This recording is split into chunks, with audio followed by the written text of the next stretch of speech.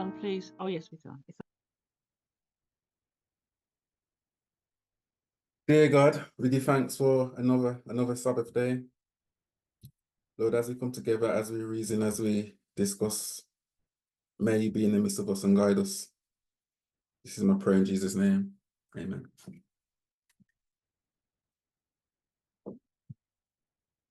Okay. So, happy Sabbath all. No, you all ain't seen me for a long time, presenting.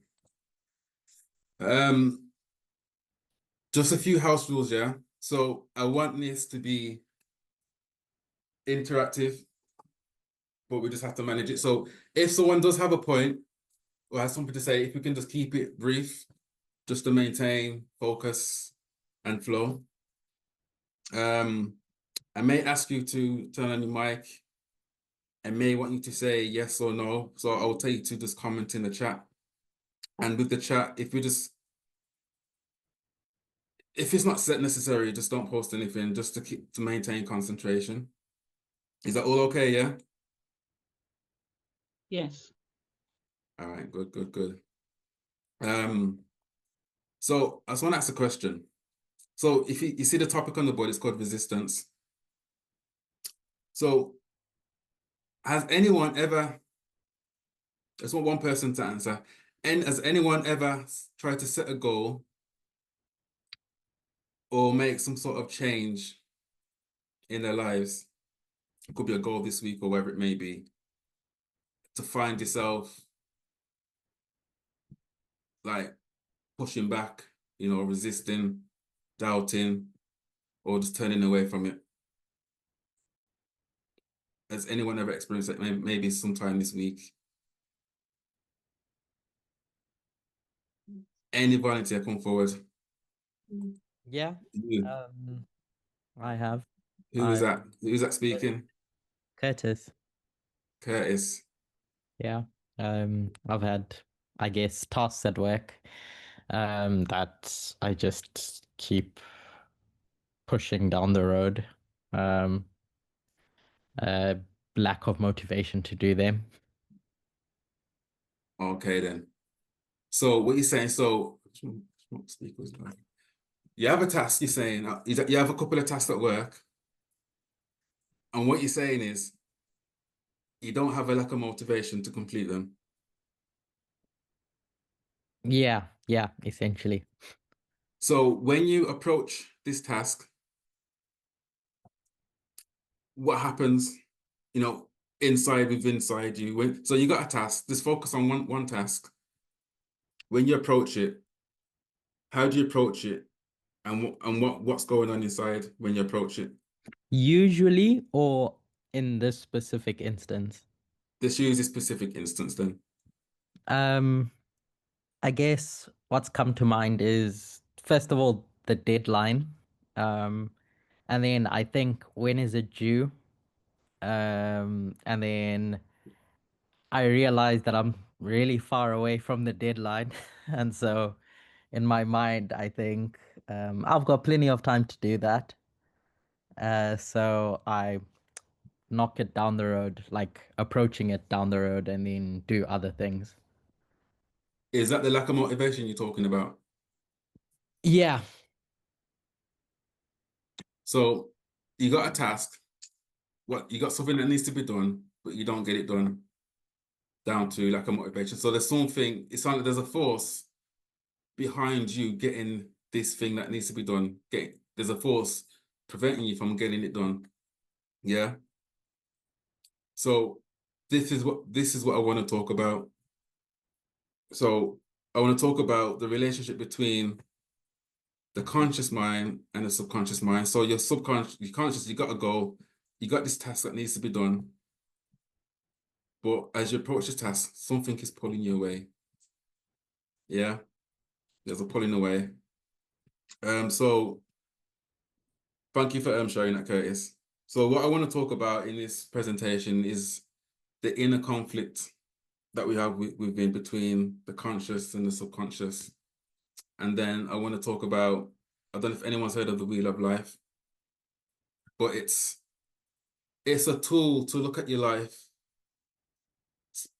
looking at different aspects of your life and seeing where you're at in each compartment, where you're at and where you want to be, and how this inner conflict impacts that. It will make sense further down the line. I want to look at the programming of the subconscious mind. And then I want to look at ways of how to resolve certain issues when it comes to these inner conflicts and methods we may have tried before to kind of like help resolve these issues. And if we've got time, hopefully look at prayer and God's involvement as well. Does that make sense? Put a 1 in the chat if that does. Yeah.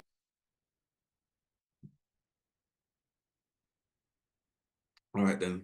So let's just quickly touch briefly on the conscious and the subconscious. I know with this week, I think this week the theme has been the mind. You know, last week we was talking about emotional intelligence at prayer meeting. We was talking about the mind and how we think and relationships and so on. You know, I just want to add to all that as well. So if I volunteer someone, somebody give me a role of this conscious mind. Just 1 or 2, brief. What is a function of the conscious mind? What do we do with the conscious mind? Someone volunteer, or shall I pick on someone?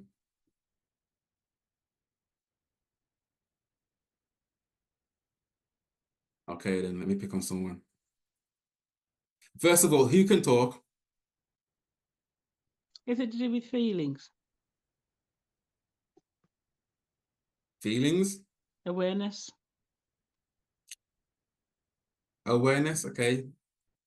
Awareness. What else?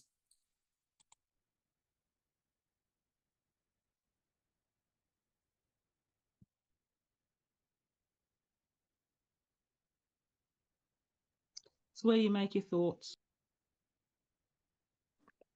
Where we make our thoughts. As in, for example, what you're doing right now, trying to think. Yeah, to make rational thought. I think it's to make your thoughts audible. To make your thoughts audible. When I say audible, I don't mean by vocal, you know, bringing your thoughts out. You're conscious of what you're saying. Okay. Yeah. So we plan. I think it's also where we do the critical thinking, like, you know, where we do the rational reasoning. I think, you know, Reasoning. Okay. yeah. All right, we'll stick with that then. So the subconscious.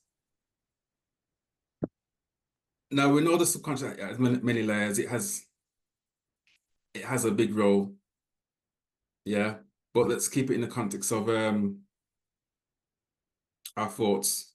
Because we know that it, you know, it's in charge of, you know, like regulating our body, you know, automatic responses. For example, you know, when you're learning to drive a car, you're consciously learning what to do, what to press, what to touch and whatever. But then once you get used to it, you start doing these things on autopilot. You start changing gear on autopilot, braking on autopilot. So that's the role of the subconscious. Yeah, so someone give me like another role of the subconscious.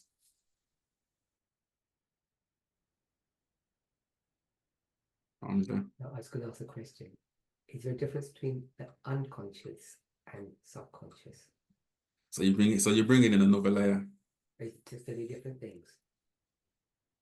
What is the unconscious?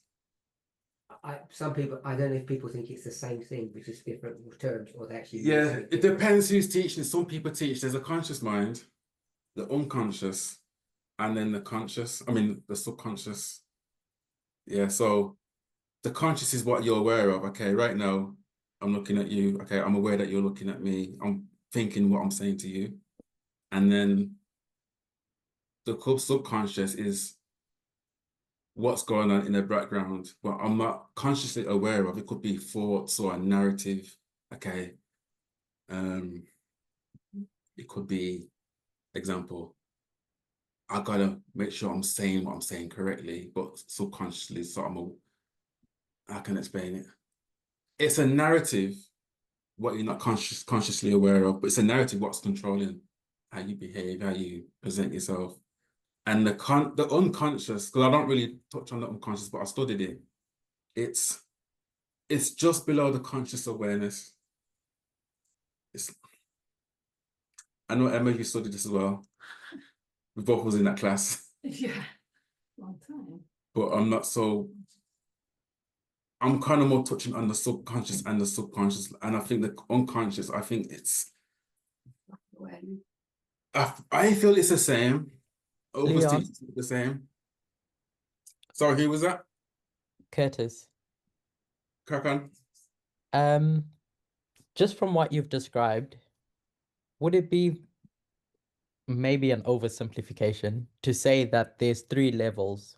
Your conscious, and then just below that, your subconscious, and then deep below that, your unconscious. So then unconscious and subconscious are not necessarily interchangeable, but it refers to like the level of awareness that you have of what's going on. So it's then you got to define, okay, what is... I don't know if that's correct, by the way. I'm just trying Yeah, to... that's what I'm saying. So you got to find, okay, what is the subconscious and then what is the unconscious? And that's when it gets a bit... Natalie? Could we say that the subconscious is fast brain because you can get triggered from emotions you didn't have? Yes. And then the conscious is more the slow brain, not necessarily, but I can say the slow. So did we hear Natalie? No. Not really. A bit clearer, if you can. Oh, so what she's saying is the subconscious is the fast brain where all our emotions, triggers, and habits, reside, and the conscious is what we are, what we're aware of. So the subconscious is what we are not aware of, but you didn't say what the unconscious was. Because you talked about conscious and subconscious. I'm not. yeah, I've already brought in 2 layers to this, so a 3rd layer has been brought into the mix. You brought that in. Oh. I was asking if they were the same thing. Okay, So what is the? I believe they are. I believe they are. Yeah.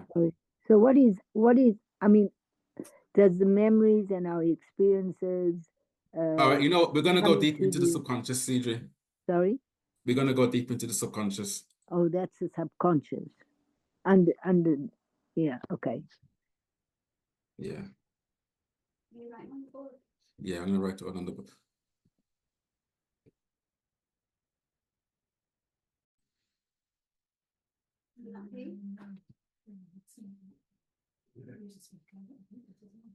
I'll call for now.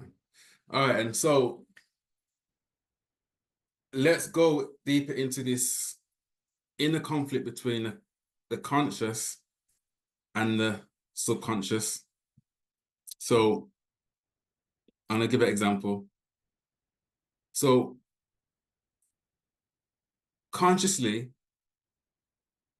you'll decide that you want to make a positive change. It could be, I don't know, setting a boundary, starting a new diet, giving a presentation. It could be anything what you consciously decide to do, So your conscious mind is like, okay, I'm confident. This has helped me go, I'm ready for it. You're motivated to do it, yeah? So now when you look deeper under the surface, your subconscious might react differently. So let me write it on the board. So you've got a conscious goal. So your conscious goal is, okay, you want to go forward towards this goal. This is your goal, whatever the goal is. I want this, I'm going towards this. So then you find yourself, okay, you make the steps towards this goal, but then as you make the steps, there's some sort of resistance. You're turning back. And there's a subconscious goal.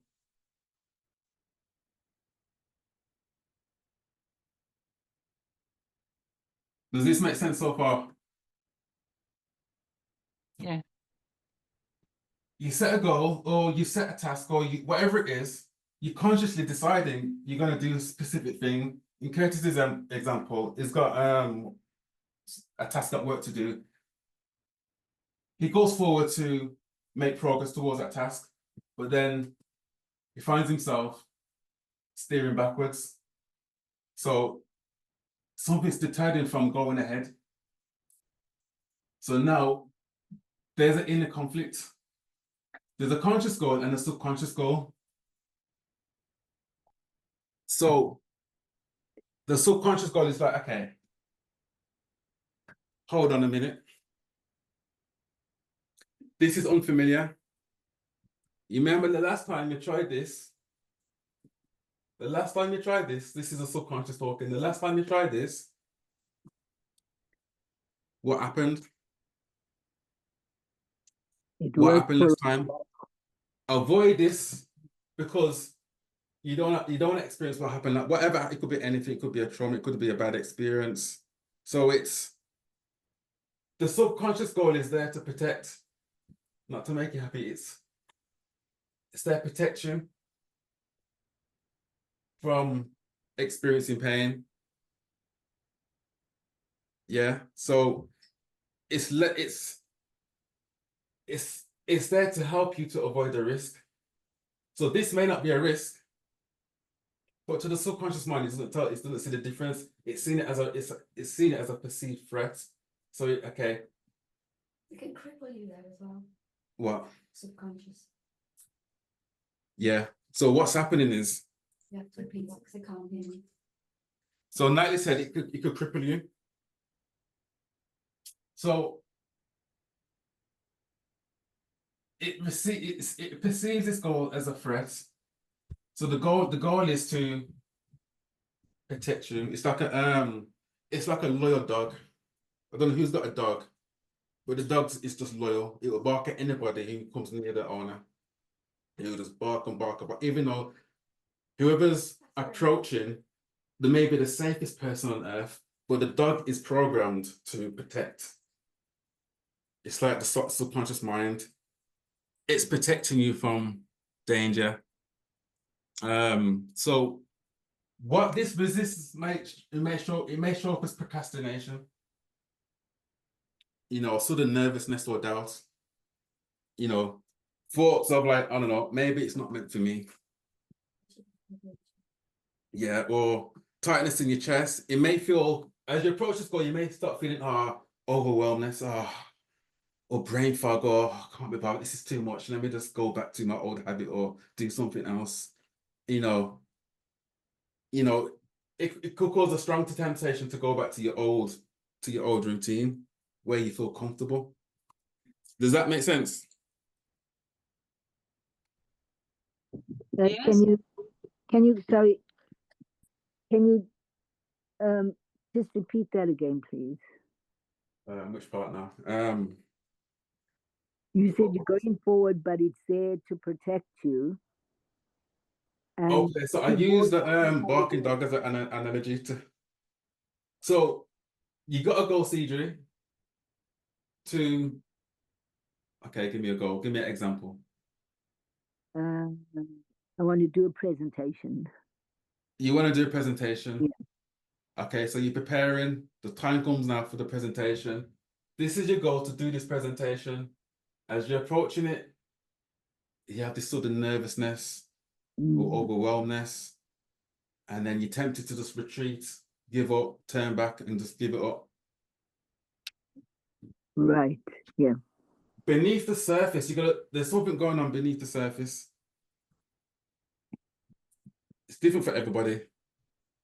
It could be your mind saying you're not good enough, or you can't do it, or people will laugh at you, people will mock you, or people will judge you, whatever it may be. It's different for everybody. It may come out in heart racing, shakiness, an urge to retreat. But this is an inner conflict where your subconscious is trying to protect you from. It's saying if you go ahead with this presentation, X, Y, and Z may happen. So it's like you, what's the word? Is repel the right word? I don't know. You just turn away from it basically. Resist. Yeah, you resist. There's a resistance. Like you said, the procrastination. Yeah, it may come out like that. Yeah. So does that make sense to everyone else so far? Yes. Yeah. Yes, it does. So this is the inner conflict between the two goals, and it's like a tug of war. So one part wants to move forward, the other part wants to move in the opposite direction. So I'll keep that on the board. Let's go a bit deeper. That's not right.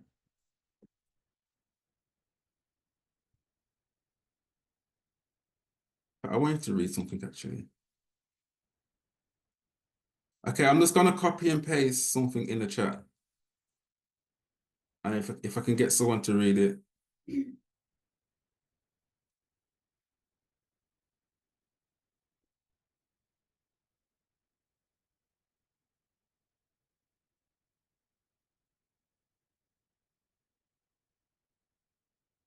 Oh, who's a good reader? If someone could volunteer to read that for me. I'll read it. Thank you, Debbie. Bear with me. Your subconscious mind builds a reality lens from repeated and emotionally intense experiences, especially in childhood. This lens shapes your core beliefs, which then filter how you perceive the world, feel about situations, and act in daily life. The reality lens is a mental filter through which you experience the world, coloring how you interpret events based on early beliefs. For example, if you believe you're unlikable, you'll experience interactions and rejections, even when they're not neutral. This lens creates a comfort zone that resists change, keeping you stuck in familiar patterns. So thank you, Debbie. So what this is saying is we tend to live life through our own eyes or our reality lens. So based upon our core beliefs. So the example that I gave there is if you believe you're unlikable, wherever that came from, if you believe that, that's going to be your experience in the world. So if you believe that, your perceptions of the world is going to be different to maybe your neighbor. So you may experience interactions with people. And for example, I'm sitting here with Natalie now. And I'm talking to Natalie. And I've got expectations on how she should react to me. And if she's got her head down, looking at the floor when I'm talking to her, that has in my head, that has a meaning. That means she's not interested in what I'm saying. She's not listening. She don't care. The reason why I'm saying that, because she's looking down, she's not looking at me. So that means confirmation bias. I'm rejected. From me. I'm rejected. I'm rejected. Yeah, and that confirms my core belief. But in the real world, Natalie's listening. She's trying her hardest to listen. She needs to put her head down to concentrate. She needs to put her ears towards me, towards the source to focus, you know, and she's really in tune with what I'm saying. But in my head, she don't care. She's not listening. I'm just talking to a brick wall. Is that someone's experience? Does that make sense? Yes, I can relate. It makes a lot of sense. It's interesting. And then we cause drama. So now, I'm upset now with Natalie. Maybe I want to fall out with her.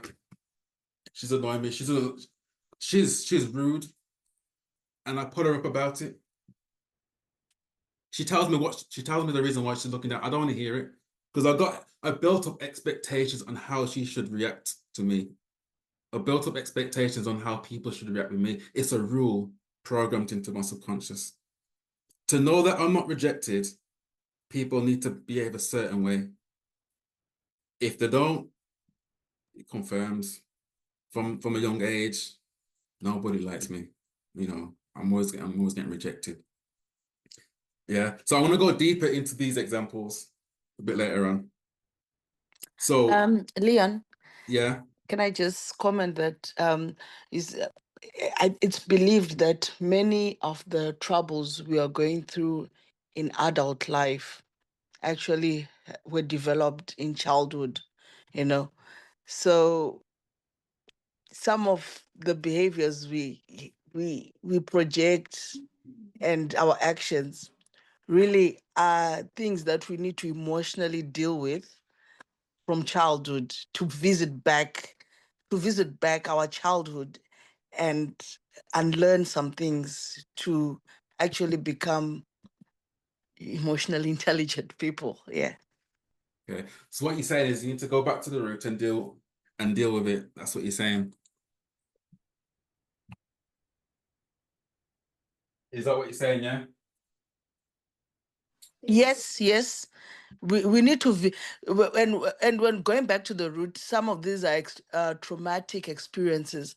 So we need to, it's actually encouraging someone to go back to those traumatic experiences, you know, going back to those traumatic experiences, but this time you're not going to be brought down and, you know, destroyed and all, but you're going there to seek healing, you know, to deal with that trauma and come out a victor. Yeah. Okay then. But Leon, couldn't I hear it that. be Oh, who's got the hand up? Cedric? yeah, couldn't it also be cultural? Cultural. Yeah, you know, I mean, like different cultures expect different things from a child, and when you're not doing it, you get berated for it. So couldn't it be It's the culture? same thing. It's still programming. Pardon? It's still programming. I'm going to put an equation on the board and it should make sense. It could be culture, it could be whatever. It's whatever's programmed into you to think that way. Oh, right. Okay. Yeah. And also, Blessing's got his hand up, Leon. Blessing. Go as Charity. Oh, Charity. Go on. I just wanted to say, I think it understanding this might also help us in how we interact with each other, because like Sidri said, there's so many things that we have never thought of, that the reason why we think, like you said, when someone is looking down and talking to them, they are not interested, is because of cultural conditioning. And it becomes important for us to look at why we feel a certain way when we perceive certain things or when we see certain things. And I think it's quite important in helping us know how to relate with each other. Yeah. So let's look at the programming, how this comes about then. So this equation is called the repeated and emotionally tense experiences. So we have a repetition of a situation and emotional intensity. So I'm going to break it down. So is this readable? Yeah. Can we read this? Yes, we can see it, yeah. Okay. So we have a situation and high repetition. And I'll break it down more in a bit. And then we've got a low, moderate emotion. So, example, being criticized constantly. I'll put constant criticism. So, constant criticism. This could leave a strong imprint.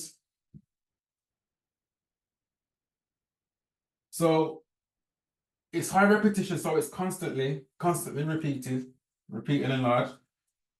Even though the mood or the emotional may be moderate, it may be not that intense, but because it's repeated over and over and over again, it could start in childhood or whatever, could be cultural or whatever, it leaves a strong imprint. Like Trump and sweets over the same way over and over. It leaves a strong imprint on the subconscious mind. So it's programming the subconscious mind to think, okay, this criticism, whatever belief you form from this, I'm never good enough. I will never be enough. That's the strong imprint. Whatever belief you form at the time, it leaves that imprint. And then we have low repetition,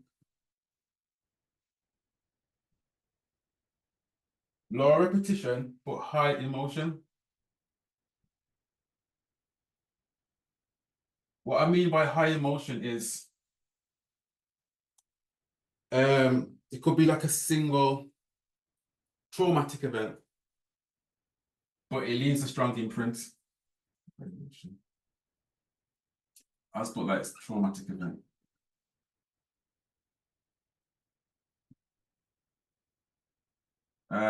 It can leave an equally strong imprint on the mind.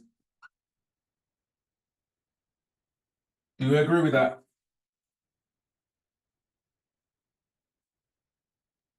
Yeah, it So far, makes does it make Yes. sense? And then we have high repetition,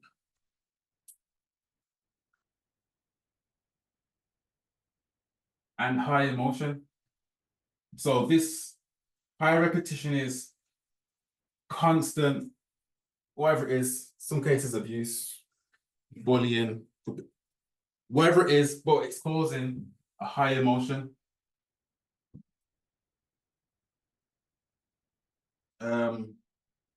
For example, I'll put abuse. Physical, mentally, financial, any type of abuse. Now, this is my force. This leaves the deepest imprinting.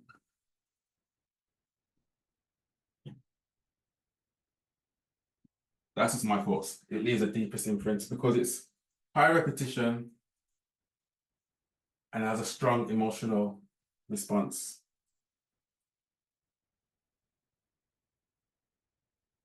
Do we see that?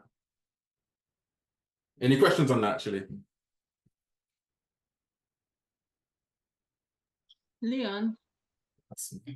Yeah. So when you're saying high repetition plus low moderate emotion, the other part of high emotion, low moderate Number two. emotion, is that what someone is experiencing or what they're getting? Is that someone's experience, the one who is going through? Okay. Yeah. I'm gonna break down 3 different types of experiences after this. Okay. Yeah. So it could be what they're experiencing, what they're witnessing, or what they're hearing. So this low repetition, I don't know, it could be, let's use that example. Yeah.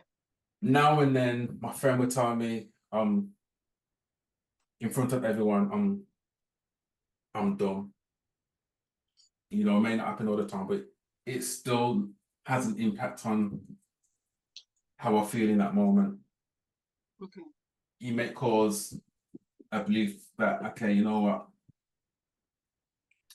It's not safe to be myself or face challenges around people or do things in a group because people are going to see me as dumb. Oh. I'm not good enough. That's an example. Does that make sense? Yes. Yes. Any more questions on this equation?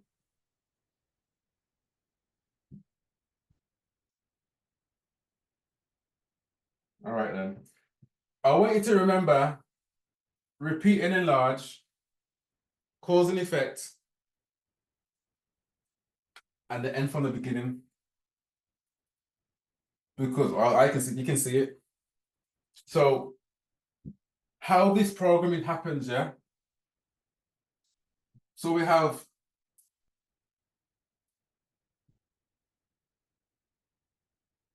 We have modeling experiences.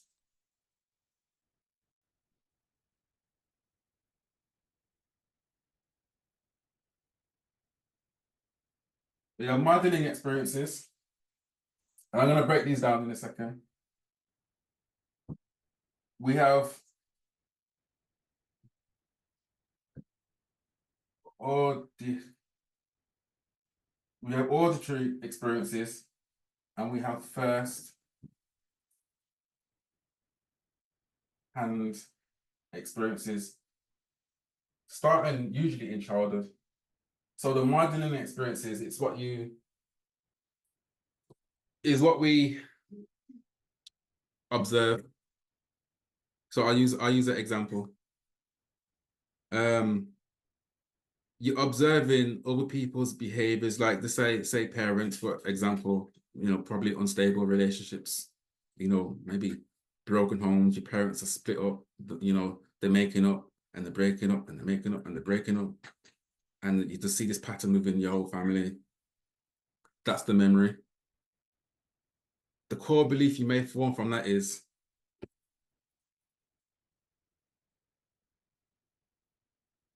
relationships don't last.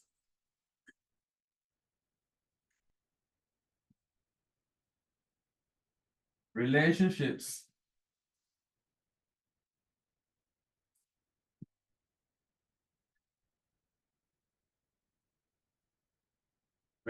don't last.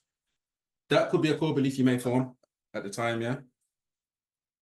Relationships don't last. Your perception is, this friend will leave me. Natalie's my friend. Because I believe relationships don't last. Me and Natalie's interaction, it's not going to last. She's just going to leave.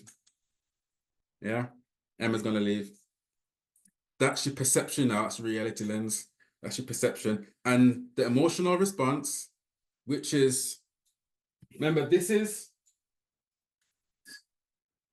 what you observed is the memory. And then you got the emotional response. So the memory and the emotional response is going to get stored in the body, that energy.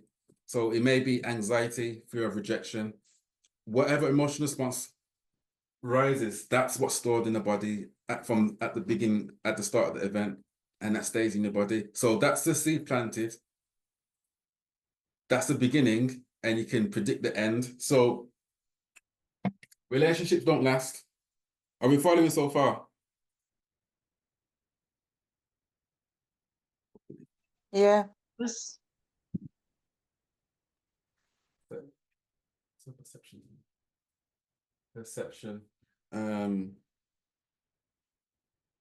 Let's believe. And then emotional response. Emotional, I'll put anxiety. Anxiety. And then the actions, your action now.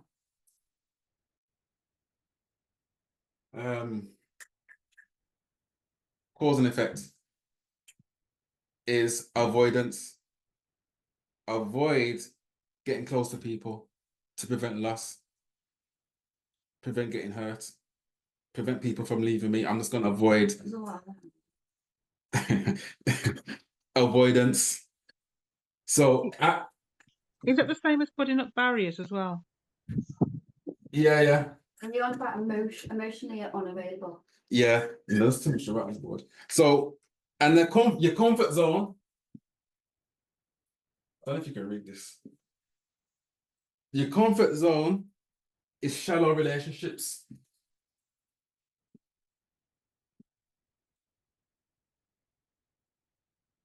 Okay, we're gonna go deeper into more examples. We're gonna go deeper. So you see the pattern. So we see the seed being planted, what you observe. The comfort zone, the end from the beginning. I can predict the end. I can predict the end from the beginning. You don't even need Satan. Repeat and enlarge. Confirmation bias. You see, every time you end up in a situation what resembles the original memory, you can say the amygdala, but the subconscious mind is saying, you know what, you've been here before, avoid it at all costs. avoidance. Every experience reinforces this belief. A lot of So people- essentially, you become your own prophet, is it? Yeah. Do you understand what I'm saying, Jim? Say it again, sorry. I said essentially you become your own prophet. Where you Like can predict your future. yes, you predict your future, you tell yourself what's going to happen before it happens, and you make a decision. Self-fulfilling prophecy. Self-fulfilling that. prophecy. Yeah. So I'm gonna give another example. I'm gonna try to copy it in the chat. So Yeah. did someone call me? Yeah. I wanted to also say that as you are explaining modeling, and all those steps, I also figured that it might just not be something that happens in childhood. It would actually be something happening now that maybe I've been doing something or teaching, and every time I teach, something goes wrong, and problems happen, and then all of a sudden I'm just going to say I'm no more teaching. I'm not going to participate. You just totally avoid it because it happens to adults. You go through certain experiences that you feel, no, you know what, maybe I should avoid this to just be in my comfort zone because everyone wants comfort. So I was just wanted to confirm to say that I think it just does, it's not things that happen only when you're young, but even as you go through life at different Yeah. So stages. yeah. Yeah.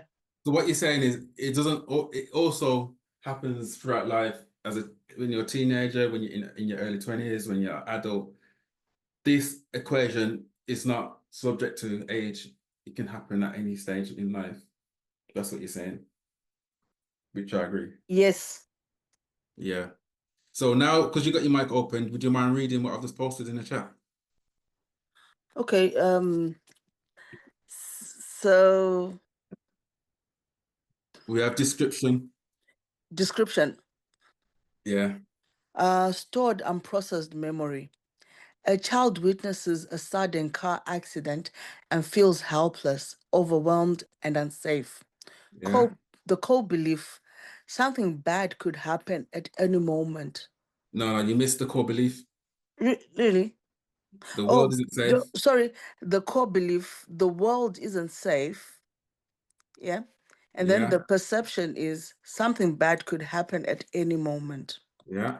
The emotional response or stored emotion energy, hypervigilance, anxiety, fear of loss of control. The action, avoid traveling, scanning constantly for danger, struggling to relax. The Yeah. comfort zone that's created is control and avoidance, feel safer than an uncertainty. So the example in action, a woman who survived a childhood accident now avoids highways. When a friend drives slightly over the speed limit, she panics, insists on pulling over, and cancels future road trips, missing opportunities to connect and enjoy life. Yeah, Description. you can stop there. I copied Okay. and pasted twice by accident. Okay. So does this make sense to you? It does. It does really. I actually know some patients I transport. They say, please don't don't use the highways. Use the back lanes. And I always wonder why. But then, yeah, I think it makes sense. All right, and so I want to go even deeper in a minute. Let's look at auditory experiences. I'm just gonna copy this in the chat. So auditory experiences. So you're hearing repeated messages like you're not good enough. The core belief you can form, I'm just not capable. I'm not capable of this, I'm not capable of that. That's a subconscious. Your perceptions is, I'll mess up this task. You know, you got people like that, or it was putting themselves down when it comes to like doing tasks. I'm just gonna mess up. I'm just gonna mess up. I always mess up. You know, the emotional response, hopelessness, could lead to depression, insecurity. You know, so you avoid challenges to prevent any type of failure. Could be, it can impact you, you know, your career life, your business life.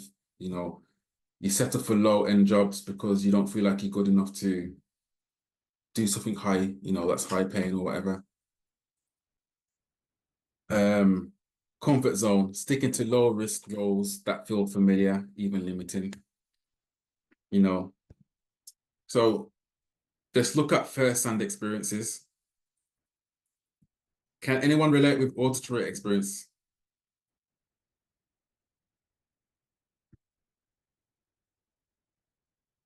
Anybody relates? Don't be scared. Sorry, you're asking what we can relate with what?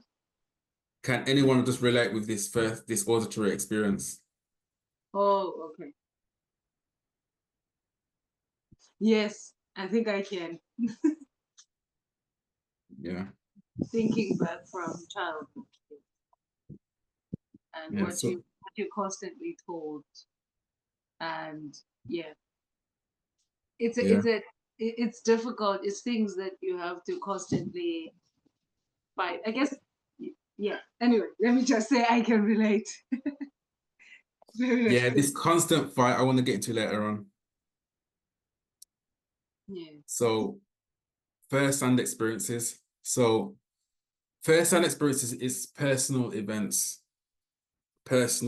what you're involved in. So the example there, being bullied. Doesn't have to be bullied, could be anything. I'm worthless. People don't like me. It's an emotional response, fear or self-doubt. You start withdrawing socially to avoid judgment. You know, isolation feels protective. You know, a bullied child may believe, you know, they're worthless, or bullied adult. It just messes up your brain. It messes up your mind. Let me give another example.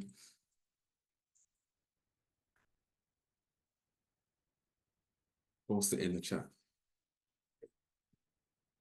A child shares an idea at home and gets laughed at by the family. The core belief that could be formed. What I say doesn't matter. People will think I'm foolish. That's your perception now. The laughter is the seed planted. The laughter could be high repetition, could be low repetition, high repetition with high emotion. It could be one of these. It's forming a core belief. And staying quiet is the best thing to do. Suppressing your opinions, or you know what, to feel important, to feel like somebody, or to feel alive, or to feel wanted, you start people pleasing. You start doing everything for people. You know, you're over caring. You're just caring and caring and caring. What you're doing is, I'll put it, the law of compensation. I don't know if I just made up. I don't know. What you can start doing is, where you feel you're lacking, you try make up for it somewhere else. So I'm lacking. Okay, I'm worthless. But you know what? I'm gonna make up for it somewhere else. I'm gonna be over caring elsewhere. I'll be serving for the Lord. I give God my service. You got them people in church who just want to serve and serve and serve and serve, and they're thinking it's for the Lord. This is what I read in Corinthians, it's what I read in Romans, and this is what I'm doing. That's not what you're doing. It's your low self-esteem.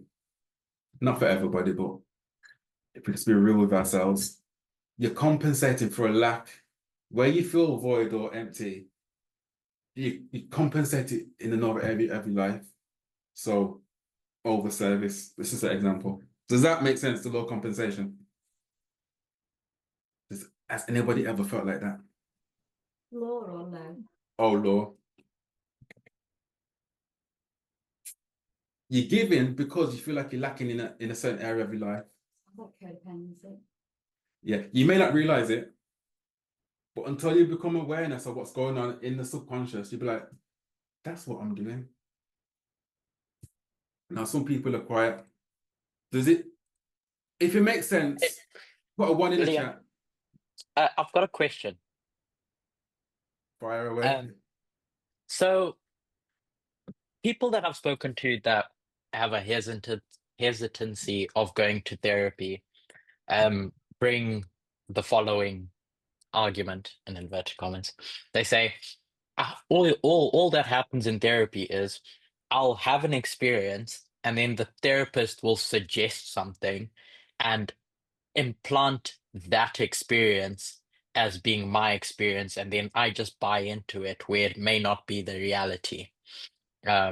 So I'm not saying that that's what, but that's the pushback that comes, you know. So like now you've described a situation where you end up overcompensating because a person would be lacking in an area, and a therapist may suggest that thing to a patient. What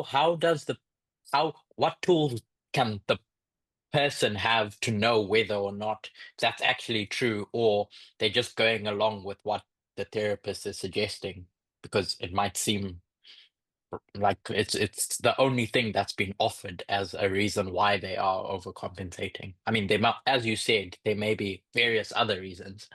This is just one possible. Okay. I'll give an example. Yeah, therapy, it can be dangerous like that.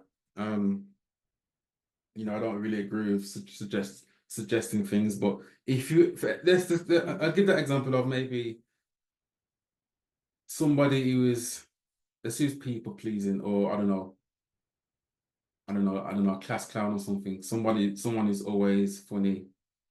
You know, people who are overly funny and they're trying to be funny, and then you got people who are naturally funny. So if you were to ask, or somebody who just talks too much, someone who just talks too much and just don't stop talking, if you was to ask them, what's it feel like to sit in a room with people and be quiet? What may come up is, I feel I need to speak, because if I'm not speaking, something's wrong. I'll feel like I have to say something. I'll feel like I need to open my mouth, otherwise, yeah, there's a discomfort. Whatever that discomfort is, there's a discomfort. So I have to talk, because talking means I'm safe, I'm entertaining. People want entertainment from me. So I believe people want entertainment from me. So if I'm being quiet, people are disappointed in me. It could be anything, but you're compensating for a lack that you believe that you have. You know, it's not said to me to be quiet because me being quiet is not accepted. I can't be my genuine, my authentic self, because my authentic self is not wanted. And then what if that person just enjoys humor because they enjoy it? Okay, it could be that, but I'm just using the example of the humor is a part of covering up an insecurity. So what I'm saying is, when you ask, when you're doing this humor, what are you like? What's it like not giving this humor? If a discomfort comes up, that means the humor is a symptom of the discomfort. So if you were to ask, what would it feel like if you didn't have that discomfort? 10 times out of 10, or 9 times out of 10, that humor, you wouldn't feel the need to having to give humor to kind of fill that void. Does that make sense?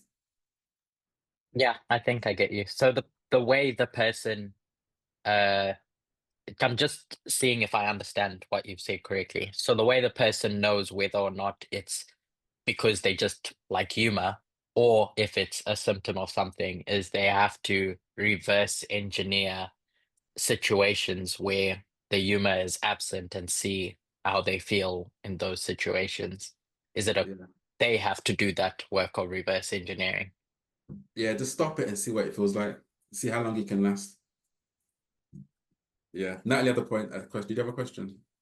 Just to make it clear that, you know, if you look at comedians, a lot of them are very depressed, and their way of covering that up Exactly. is to humour. Lighten up the room. What's the guy who died? The lovely guy, Robert, the actor Robert Williams. I mean, he talked a lot about his deep emptiness. Yeah. And the way to fill that was to make people laugh. It's a mask. Yes. To hide from your own pain. A lot of masks. Yeah. I need to brighten up the room, because if I don't brighten up the room, I've got to face my own pain. Emptiness. And it's discomforting, it's uncomfortable. So I need to avoid that at all costs. And yeah, laughing stock. Okay, so you're saying that can be the case. It's not predominantly the case. It's not always the case. I mean, some people are naturally funny, where it's their authentic self. But that's not the case we're talking about. It's the authentic, it's the authentic humor. Got you. Okay, understood. Yeah, so it's the unauthentic humor that we're addressing, that we have to unpack. You know. And okay. Yeah, so people have it naturally. It's just natural. Like, they say anything, people just laugh, and then they're not trying to be funny. It's just they're just laughing. They're just funny, and I know people like that. You know. Ian. Yeah, who's that? Blessing. Yeah, I just wanted to confirm that I can relate to what you said concerning the compensation, as far as humor is concerned. And I noticed that with myself. I mean, I can have social interactions with friends and be funny, but there's a level that I would get to where I'm trying so hard to just make people laugh. I act very goofy in a way that is not who I really am. Yeah. I wouldn't normally do that. And I noticed that it was indicative that something was going on. So I normally tell my friends that, you know, if you see me being overly goofy and joking too much, I'm actually not stressed. So it can happen to people. Not to say that humor is bad, but it really depends on how the person is in general. Like for me, I know how I am. So if I become that extra goofy person, that's not me. So something's going on. Yeah. Mm-hmm. And that awareness is good. Because without awareness, you won't see it as an issue, or you won't tackle it or challenge it. Natalie? A way to know if you're... Sorry, can we hear Natalie? A way to know that you're doing this law of compensation in any situation is if you come away exhausted. Not always, because some people just exhaust you talking to them or in a situation. But if you're overcompensation with the law of compensation, you come away not uplifted, but drained. And that is one clue. Sometimes it's the other person sapping your energy, but a lot of the time it's you doing it because you can't be yourself with that person in that situation. Yeah. All right, and so we've gone through this programming. We've gone through this conscious goal and the subconscious goal. We've gone through how this programming works. We've gone through how the programming begins through modeling experiences, auditory experiences, first-hand experiences. Now let's go a bit deeper. Shall we go deeper? How deep do you want to go? This is deep already. Yes, Leon. Let's go deeper. Let's process. It's okay. Let's go. Let's go deeper. Yeah. Okay. And so, okay, we're going to look at some emotional states. And don't worry, we're going to look at like ways of how do people cope and what help is out there. How can we overcome these things? So we're not going to if there's time, we can do that. I don't want to leave people hanging. But if there's no time, I'm sorry. Someone else will pick up the mess. Literally. Don't take things literally. All right, and let's look at. In fact, you know, let me share my screen. Okay, am I doing that now?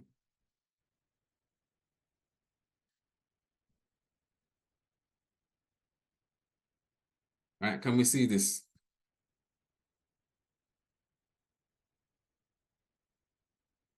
Say yes, put a one in the chat if you can see this. Yes, Leon.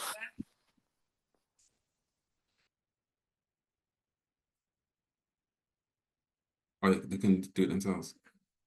Okay, if you can zoom in, you can zoom in. All right. Okay, I got a lot of emotions here. So we got anger, guilt, grief, fear, numbness, procrastination, perfectionism, imposter syndrome, overthinking, fear of conflict, people pleasing, need for approval, jealousy, distrust, fear of success, public speaking, depression. So I know we can relate with at least 3 things on this list, but let's look into depression. Where's it going? So depression. Can some of us relate with depression? Can I just say something before you do? Yeah. Depression, I think, is a cause of rumination, of negativity. And if there's no solution for rumination, there's no solution for depression. So if you find the solution for the rumination, What's what? Rumination. What's that? It's the effect. Depression is the effect. Yes. And the cause is rumination. Yes. Okay. So if you ruminate about negative thoughts, you go over What's and over. what's It's like I can't even say it. like repetition. So if you're going over and over negative thoughts, you're ruminating, and the rumination of the cause of that is depression. So if you sort out the rumination, you won't get depressed. I know there's a chemical brain thing going on here as well. It's different, but I'm not talking about that. I'm just talking on surface level. You know, if you've got a chemical brain. So what you're saying, you need to there has to be a solution. So we're talking on the subconscious. So we're not talking on a chemical level. We're talking on a subconscious yeah, that's right. level. I want to put that Yeah. someone will be thinking. Yeah. So just forget the chemical arguments and all that kind of stuff. Just leave. That's for another presentation. Rumination equals depression. Yeah. So depression. So what's really going on? You know. So we are different, but depression may look different for different people. Like for me, I know I've experienced depression, and for me, it feels different. It feels like I can be depressed for 5 hours and I come out of it. But it's like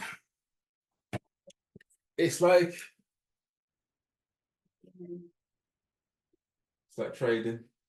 Spikes. One day you're up here, 2 hours later you hear some news, you're down here. And when you're down there, it feels like there's no way of getting up because I can't see an outcome. So you know what? It feels better if I just go lower and lower and lower and sink deep into the ground, and maybe just come out of existence and come back somewhere else come back next time when things are better.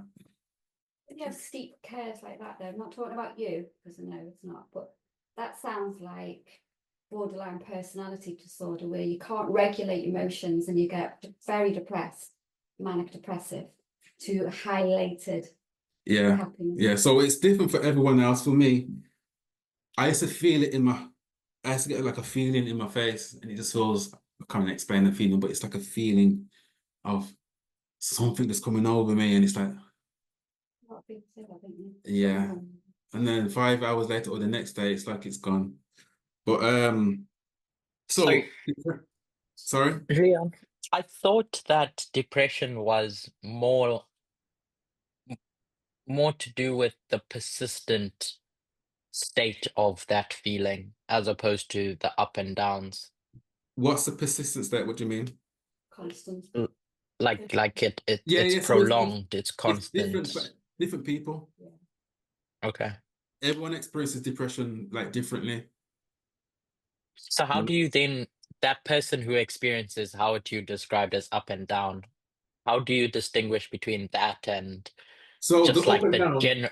the general motions that people go through of highs and lows.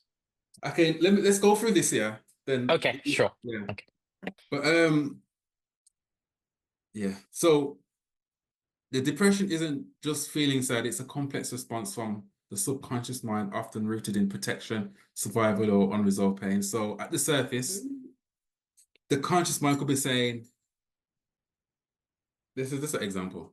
I just want to feel something again. I am so tired of this emptiness.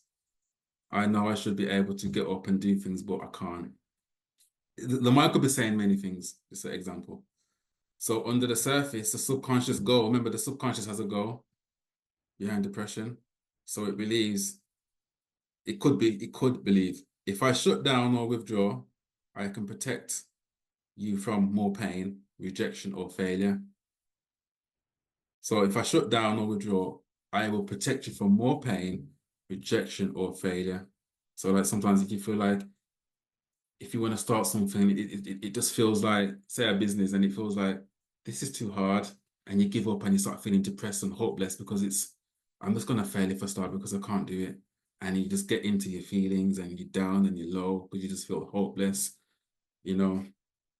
Or in other words, the subconscious is trying to say, avoid any emotional hurt, conserve energy in a world that feels overwhelming, hide from judgment or criticism, prevent repeating past disappointments or loss. So there's a narrative, what's going on, a constant narrative in the subconscious, what's going on. Sometimes we're not aware of it in the moment.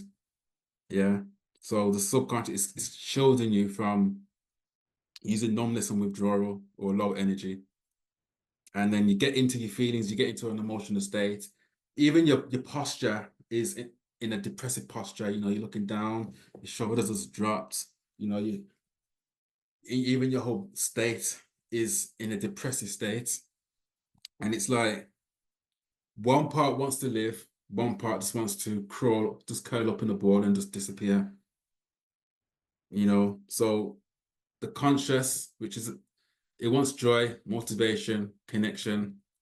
The subconscious, it says, if I let you feel too much or try too hard, you might get hurt again. It's safer to stay low. So sometimes people are comfortable in their depression because there's a fear of, if I try to come out of this, I'm just going to get hurt over and over again because it's happened over and over and over again. So it's like, why should I even try? You know? So does that make sense so far? Yeah, I think it's very sad when people don't want to change. And then they sit there wondering why their life's the way that it is. You know, it's a lot of, especially people at my work, I work with mental health people, and I've got mental health, sorry, and some of I can resonate with that, and I think some people just want to stay in it because they're fighting to get out of it, or they don't want to. They think they're all right, and think there's nothing wrong with them, but they don't want to do anything about it. I think that's very sad. Or Especially, well, yeah. I do, because especially if they really deep down they want to change and they want to move forward, it's because if the longer you leave it, the more stuck in the rut you are. Or the strength is not there to make steps, so they turn to coping mechanisms. So when they feel down, they need something to lift them up, to feel good in the moment, to make them feel alive in the moment. It could be some sort of coping mechanism. It could be ice cream, a certain habit, I don't know, smoking, addiction. It could be anything to make them feel alive and wanted and touched and nurtured in that moment. What this coping mechanism does, you know, this false nurturing. But it until doesn't wears off. really fix. So it doesn't really fix the problem, though, does it? But that's the benefit of not going. That's the benefit of the route not going towards a resolution. It's a coping Oh, it's mechanism. an expect thing, sort of The thing. benefit in the moment, Natalie. Oh, and Emma. Stop medicating. Sorry, I was going to say, go on. You jumping in, Elder joking. You have to understand that a lot of depression, it causes makes people feel paralyzed, where they can't do anything. It's like they're paralyzed. They just want to sink in their bed. They're literally, it's not a joke, they literally paralyzed, they can't do anything. So I've met many people like that they want to, but they're paralyzed. I don't know if anyone can thingy with that, but it's true. So is that diagnosed depression? So when we say depression, I guess this goes back to Curtis's question. It's really like, there's a natural up and down in life. So it's just some days you feel good, other days you don't feel good. So at what My opinion is down to all this. The strong imprints, the thought that's patterns. why you don't feel good. So that's you're labeling that depression. But when we say there's obviously levels of depression. So the one where you're paralyzed, you actually medically you would be turned depressed and given medication. Yeah. So if you can't get out of bed in the morning, you know there's something wrong, because most people are motivated to get out. You want to die.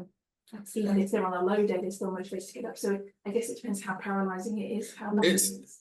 my belief, because I've had clients with depression, I've had clients with bereavement, I've had clients with like anxiety, ADHD, you know, these people have been on medication. And it's, as I work with them, it's once we unpack what's in the subconscious mind and we're clear that depression goes, the anxiety goes, those habits, they drop because they're no longer serving you. Yeah.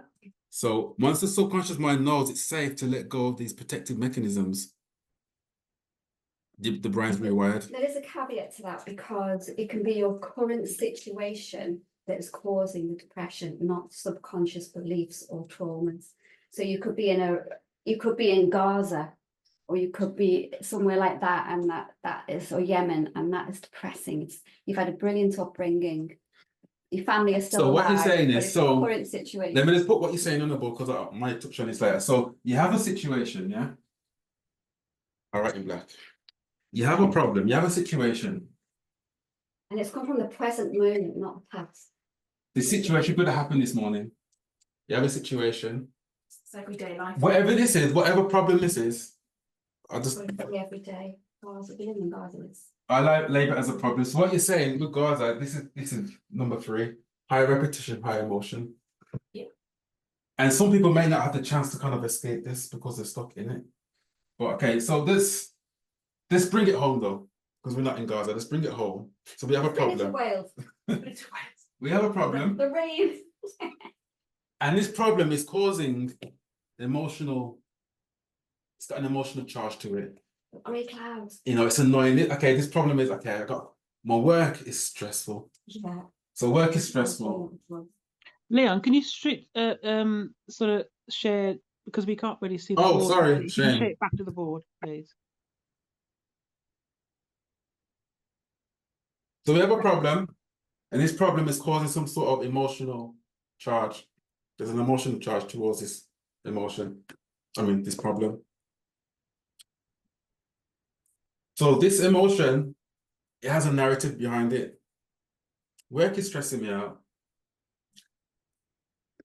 And then when you analyze this problem, the subconscious mind could be saying, I feel it's too much for me.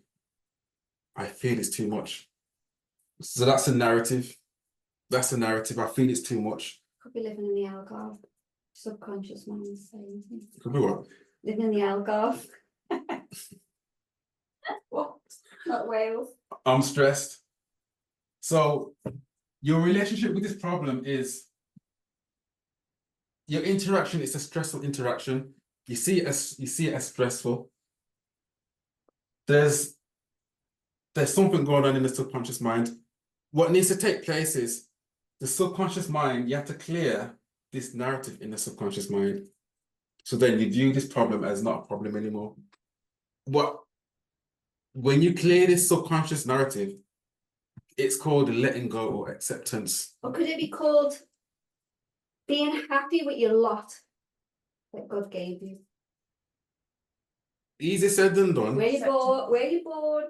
What happens there? It's easier said than done, because even you can pray and the stress is still there. You can do It's everything. about praying, it's about acceptance. It's your method of how you deal with it. Accepting. Some Yeah. people are boxed into one method. Sometimes it's hard to accept. But yeah, I might show you a technique how to do it later on if we got time. Leon, we got 10 minutes before 12 o'clock. No, later on to part Oh, two. I'm sorry. Part two.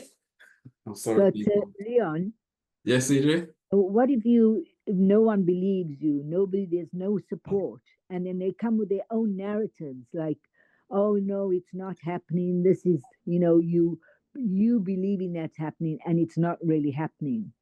So maybe you need medication, maybe you need to do this, they giving you their narrative. They're not taking into account your experience. We're going to touch on that later on, hopefully. Good. Yeah, because we have certain situations or certain struggles, and a lot of people go to counseling because they want to get heard.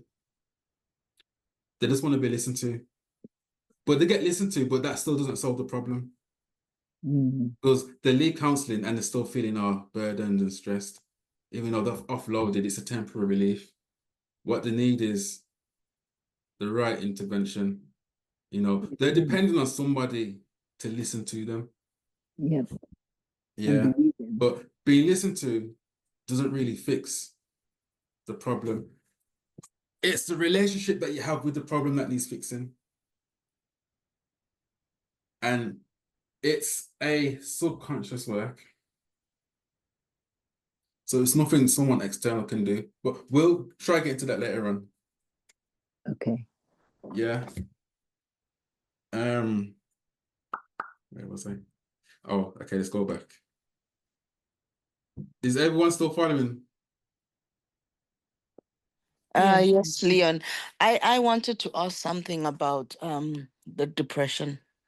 That there's one that they call functioning depression, where you can seem all right to everyone. All right. You can actually. Like Robert Williams. Okay. That you can actually feel all right. You as in you to people, you get up, you go to work, you come back, if you see someone, you can smile and just do things. People actually believe you're normal, but deep inside there's emptiness. You're sinking, you are struggling, and as you continue just functioning with this depression, um you inside you're dying more, and then eventually you just have an outburst over maybe a broken cup, in a way that people wonder what's wrong. You have sudden outbursts, and frustrations. But then you go back and then just say, oh, just an incident. So most people don't realize that what they have gone through or what they're going through is actually killing them inside. And they're actually functioning, but with depression, just going on with depression. And you might not even acknowledge you have it, because life is just going on. There's Yeah, so it's become your norm. Yeah. You've accepted your depression and it's become the norm. And it's like that with a lot of even smaller issues as well in life. Sometimes we accept what feels normal and we don't even think to kind of get further help, or we think, okay, I've got my coping mechanisms, I've got my ways of soothing my symptoms and I'm comfortable with that, I'll stick with that. But what we do is we limit the help that we need. We limit ourselves and think, okay, this is all I have, this is all I need, this is all I know, and there's nothing else out there. So with that, I wanted to just say that the only way you can be helped really, therapy is good, but if you don't acknowledge and identify it for yourself, you can go to therapy, and the therapist is not a witch doctor that's going to foretell things that you're going through, So that's where therapists will end up suggesting things that they might not be true to your circumstance. Oh, Primrose, you talk too much because you're compensating for something. Well, well, actually, when I'm quiet, that's when something is wrong. You need therapy is good, but you need You need to identify. intervention. You also need to identify what the root cause is. You know, visiting back those traumas. I think there's power in visiting back to your trauma. What happened? How did you feel? What identifying it for yourself. That way you can heal better. But I agree, but it's how you do it. It's a method on how you do it, because you can go back to the past and not knowing how to come out of it, and you may open up more wounds or experience that you've experienced over and over again. So it's how you do it, who you do it with, the method. It's all about the methodology. And I was gonna say, sometimes people just need to reach a breaking point for them to realize and say, you know what I'm doing is not helping. What I'm doing is not serving me. You know, the help I'm trying to get for myself is not serving me. It's not helping. Sometimes people just need to receive more pain. It's a harsh reality, but sometimes pain drives action, and sometimes we're not experiencing enough pain to take action. You know, we're just comfortable with just praying over the matter, or talking to somebody, or talking to a friend. It just soothes the pain in the moment. But you may claim a few promises. I'm sorry, sometimes we need more pain. Pain drives action. Let's look at another example. Let's look at anxiety. What time are we on? Oh, I've got 3 minutes left. Yes. Okay.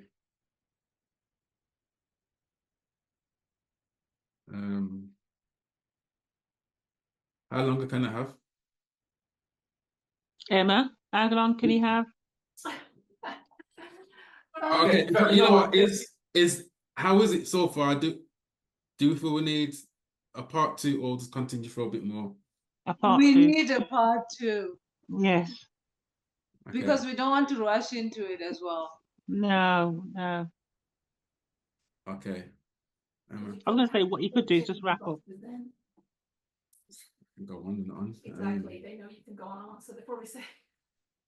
Because the next stuff is really interesting, because when you're looking at every area of your life and seeing where this narrative, this is affecting us in every area of our lives, we can see where we need to take action. And I think that would be a good exercise, but I don't want to rush that. And then I want to look at what we've been doing to get help, our ways of getting help. I want to look at prayer. I want to look at God. I want to look at why. Does it need more than 2? I mean, I'm just wondering about if you want to do Vespers. We could talk about that after, but I think probably close this bit up. Yeah. Start a new topic. Yeah, okay, we'll close this bit up then. So shall I just finish on anxiety and then done? So anxiety, I bet each and every one of us has probably experienced some form of anxiety, whatever level it is. Could be high anxiety, extreme, whatever it may be, mild, low. So I'm saying it's a protective response from the subconscious mind, So at the surface, what's at the surface? I wish I could relax. I don't want to feel like this all the time. I know everything will probably be fine, but I can't stop overthinking. And so under the surface, what do we have? If I stay on high alert, I'll be more prepared, more in control, and less likely to be caught off guard or hurt. So in other words, anxiety is your subconscious way of trying to predict the future, prevent danger, avoid mistakes, stay ahead of judgment or failure, keep people from getting angry or rejecting you or disappointing you. So it's there trying to protect you. So with anxiety, can anybody can't relate with any of this? And maybe someone who hasn't spoken actually. Can anyone relate with any of this? Or add to it?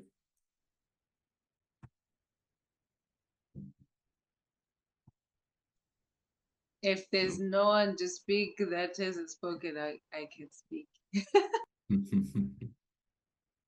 Go ahead, fire away. Yes, I think I relate to this a lot more because at least I got to a point in my life where I realized that I struggle with anxiety and it comes up quite a lot. But I haven't been able to, unpack or understand where it comes from and how I can deal with it. But I'm at that stage where I realize I don't want to make mistakes. I don't want to, I don't want people getting angry. And I usually try to avoid when I see that someone, and I become very aware of people's facial expressions or body language. And, when they are getting uncomfortable and that triggers me and I want to avoid, I ask what's wrong or things like that. And yeah, so anxiety is a very powerful emotion that I personally experience. So there's a tug of war going inside you. There's a narrative what's happening, because when you feel all that, there's a narrative, and it's the solution to that is addressing the narrative, which is the subconscious goal, and updating the system, updating the software, and letting it know that it's safe to let go of this protection. And once you let go of this protection, what happens when the subconscious now knows that it's safe to let go? This conscious goal and the subconscious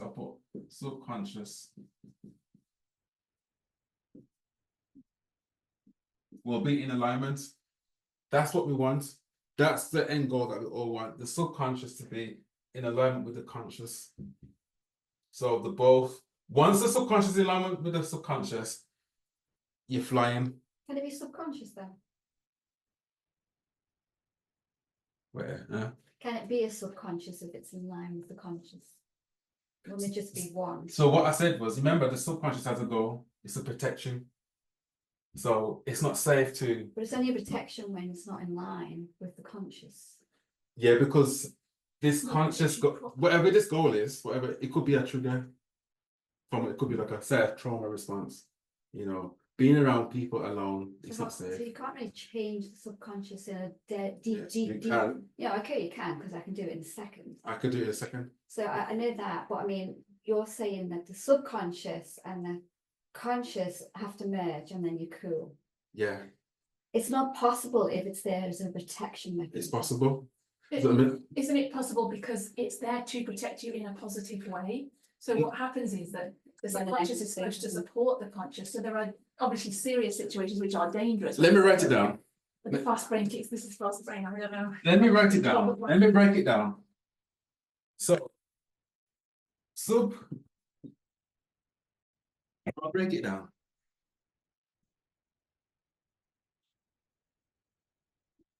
Subconscious, yeah? Subconscious. It's got a goal to protect, yeah? So, but this protection is False. It's outdated, it's false. Because it's perceiving, okay, this goal is, okay, I want to go to the shop to buy a loaf of bread. Yeah. But that's your conscious decision, yeah? The subconscious is saying, it's not safe to go outside. Being outside is not safe. Or whatever. It's not safe. Because people are going to look at you, people are going to judge you. So everyone's going to be looking at you. So better you stay inside, isolated. Yeah. So what needs to happen is this is a program here. It's not safe. So when you trying to solve this issue, this anxiety issue, consciously, it's not going to work. You can do all the willpower in the world. you know, it's going to take a long time. When you update the software, what you're doing is you're showing and you're letting the subconscious know that it is safe to go out there to buy bread. You're updating to say, okay, this is an old belief that's not serving you. Even though it's got good intentions, I know that. it's not serving. And that's what I said. I know that. But when you want that safety thing to warn you, it's still going to come negative. What do you mean? You've reset the program. That's a warning. Okay, Yeah. that's a warning. And That's the program. But you're saying reset the program that it's safe. No, It's safe, yeah, no, go buy bread. no. What I'm saying is, this gets deleted. Yeah, no, it's a This safe. this safety gets deleted, so it's not there. Yeah. So it doesn't come up. So what do you put there? Safe. It's safe. That's what you said. Oh So- yeah. So now it's safe to go to buy bread, so you don't have those emotional responses. You don't have the Yeah, anxiety. I understand all that, the fast brain thing. But then what happens when it's negative, you said, wasn't it? This is positive. You've reprogrammed it into a positive situation. Yeah. Got rid of all your junk from your subconscious, like your programming, your auditory, your first, whatever. But what happens when you're in a situation you've never been in before, or you know, something that you haven't programmed your subconscious to understand? Give me an example. Can I just, I think what it's, I'm trying to process that. What you're doing is you're making that subconscious accurate in its readings. Yes. So now it's going to accurately diagnose a dangerous situation. So going out to buy bread in Gaza, it's going to say, wait a minute, this isn't safe, which it isn't safe. So let me put, yeah, it's not safe because because remember what happened maybe in your early childhood or whatever. It's seen it as a potential threat because of the programming from the early programming. No, what is when you're in Gaza? No, that's a current threat. No, not talking about Gaza. I'm talking about Yes. buying the bread. So right now, so what you've done now is you've corrected the fact that it's safe. I'm just bringing to it buy bread home now. because we're not in Gaza. We're bringing it home. Yeah, but I'm trying to use that just to explain to what happens with the subconscious now. You've done that with the bread. What happens now is you put it in balance so that it knows buying Yeah. bread is a safe thing because I've corrected this false narrative from the past. So you can do this now. There's no Yes, anxiety. Yes. So and I think she's saying what happens now when you get put in a situation you've not been in before. So I'm saying let's Okay, say Gaza. Okay. Right, but now you're in balance with your subconscious on all the issues you know about you've dealt with, then it's correctly going to read the situation going forward that this is Okay, Gaza. What's happening in Gaza? it's dangerous and this is Logically, is it around safe? you. So Yeah, logically, it it makes works- sense It that works you with don't your go out. conscious mind properly. Yeah, logically, it makes sense. You know, if it's not safe, it's not. If I'm going outside and someone's got a machine gun, it's firing rounds. Logically, it's not safe to go out there. You know, I might have a program to say, you know, I need to be the hero. I need to be a hero, so I need to go out there and disarm that man and be Superman. And I might go out there because of my programming, because And that- the hero mindset. And that that's where all the cognitive biases come from your programming. Yeah, So you wouldn't have any cognitive biases if you reprogram your Yeah. subconscious. yeah. But remember, you know, this has many layers. We have so many Spots you can't reach yourself. God has to show you. The Holy Spirit needs other to show spots we you. can reach. Spot you can. You haven't found the right method. You can't tell me that there's not a spot. There's a method God that can find see, it, and you can't. but there's a method that can. Give me it. I've got it. Don't worry. Okay. But people, does that make sense? Yeah. Can we get Yeah. conscious of time now? Yeah. It's 9 minutes past 12. Yeah. Sorry. My subconscious and my conscience is conscious of time. Some people are hungry. Yeah, sorry. All right, Yeah. all right, and we'll close and then pray. Yeah. Don't have a time for summary, but dear loving God, we just give thanks that we can come together like this. You know, we're truly grateful that we can come and learn about these things, you know, the dynamics, you know, what goes on in the mind, the brain, and we just pray that you continue to guide us and give us more understanding, more knowledge on this subject, because it's something that really affects us on a day-to-day living. So Lord, we just pray that you continue to be with us for the rest of this day. In Jesus' name, amen.